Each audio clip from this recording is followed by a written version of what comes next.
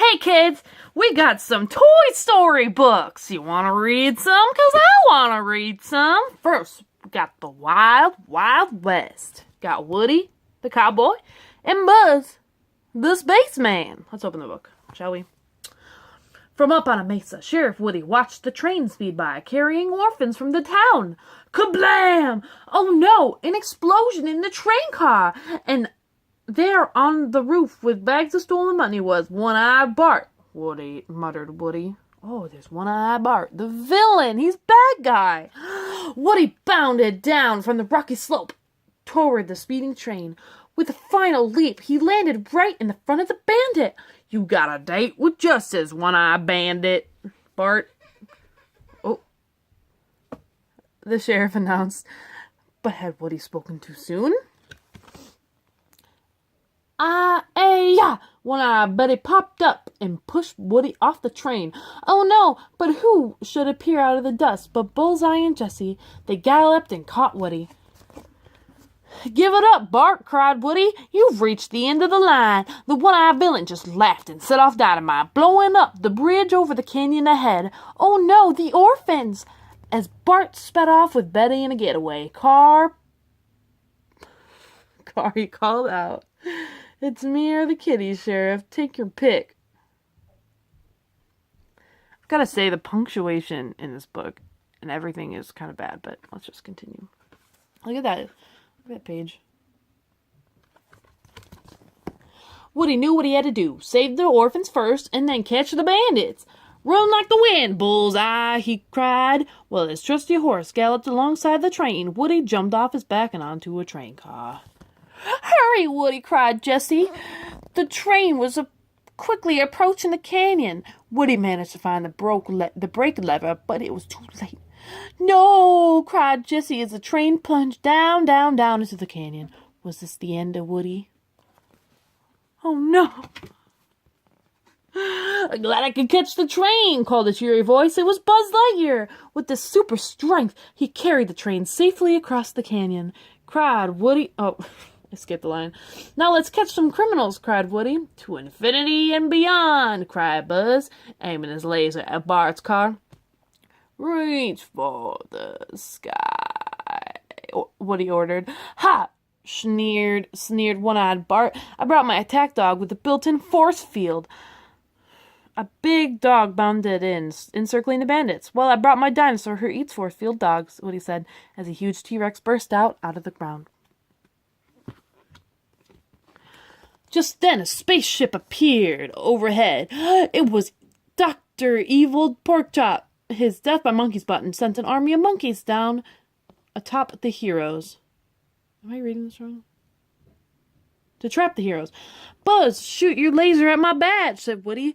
Buzz took aim. The beam bounced off the sheriff's shiny badge, hit the spaceship, and kabam! The monkeys scattered.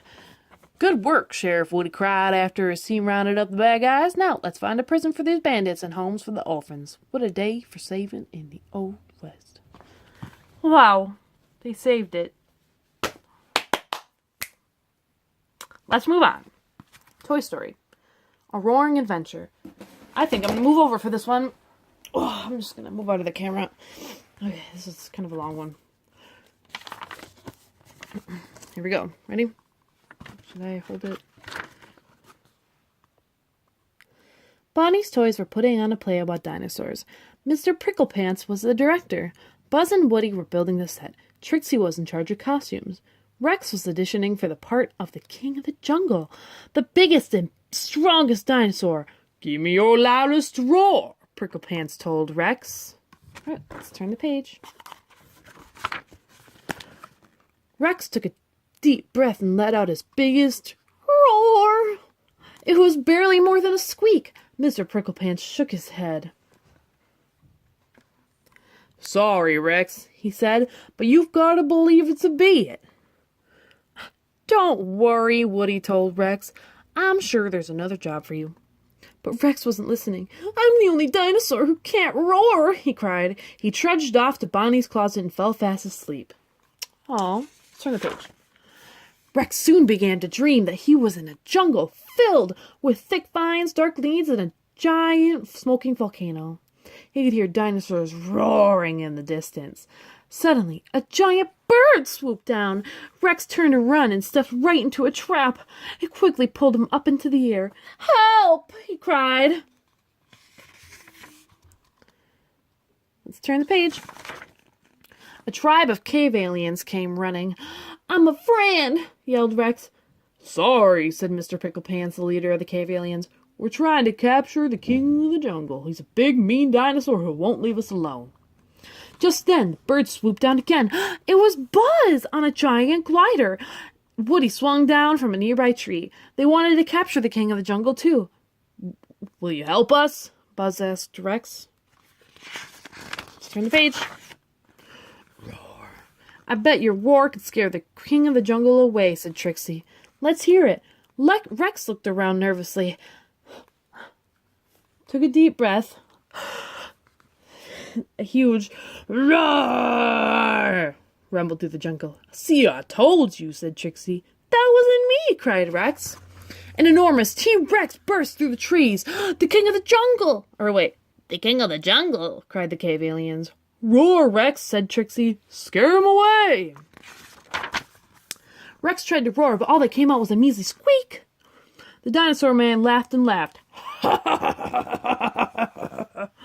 When a cave alien threw a rock at the mean dinosaur, the king of the jungle swooped up the cave alien and ran towards the volcano. "Help!" "Oh no, turn the page."